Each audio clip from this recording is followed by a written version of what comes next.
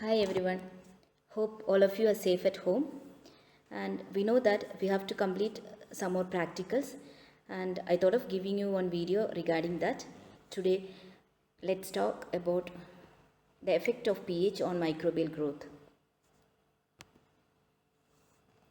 This experiment is to illustrate the effect of pH on bacterial growth. It briefly describes the minimum, optimum and maximum pH requirement for the growth of an organism. And it identifies and describes the different categories of bacteria based on pH requirement, that is acidophiles, alkaliphiles and neutrophiles. And we know that the pH refers to the hydrogen ion concentration, that is the acidity or alkalinity of a solution. And it ranges from 1 to 14. pH 7 is neutral and below 7 is acidic and above 7 is alkaline. Organism through their metabolic activity produces acidic or alkaline end products, and these metabolites are released out of the cell. The presence of these metabolites naturally changes the pH of the media.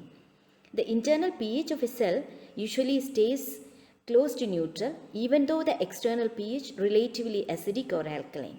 And this internal pH is regulated by buffers and it is adjusted with ion pumps present in the cell. Bacterial growth rate greatly influenced by the pH, and it also affects the nature of proteins. Changes in the external pH might alter the ionization property of nutrient molecules, and thus it will reduce the availability of nutrients to the cell, and naturally this will affect the microbial growth. Bacteria have limitation to their acidic tolerance. When the external pH is low, the concentration of H+ is greater outside the cell than the internal. So what will happen? The H+ ion will move into the cell, that is into the cytoplasm, which will lower the internal pH. This drastic variation in the cytoplasmic pH can harm bacteria by disrupting the plasma membrane or also by affecting the activity of enzyme and membrane transport proteins. So most of the prokaryotes die if the internal pH drops much below 5.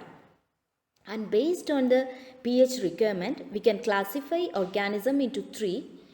The first one is neutrophiles. Most of the bacteria are neutrophiles, meaning they grow optimally at a pH within 1 or 2 pH unit of the neutral pH, that is 7.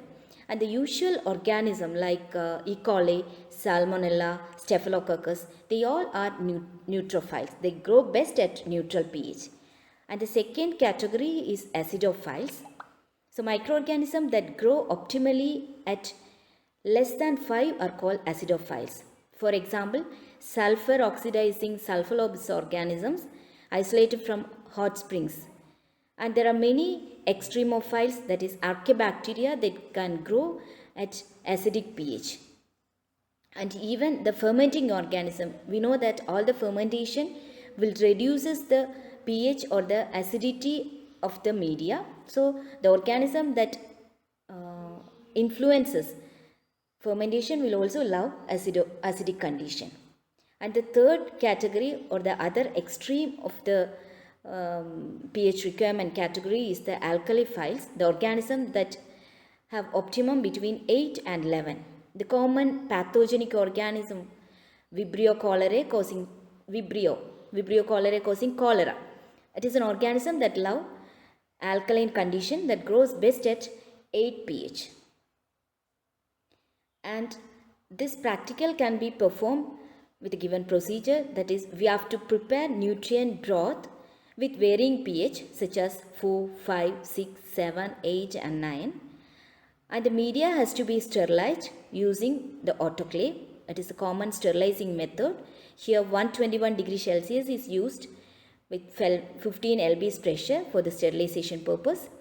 And after sterilization, the media has to be cooled and it has to be inoculated with 50 microliter of overnight culture of the test organism that has to be tested.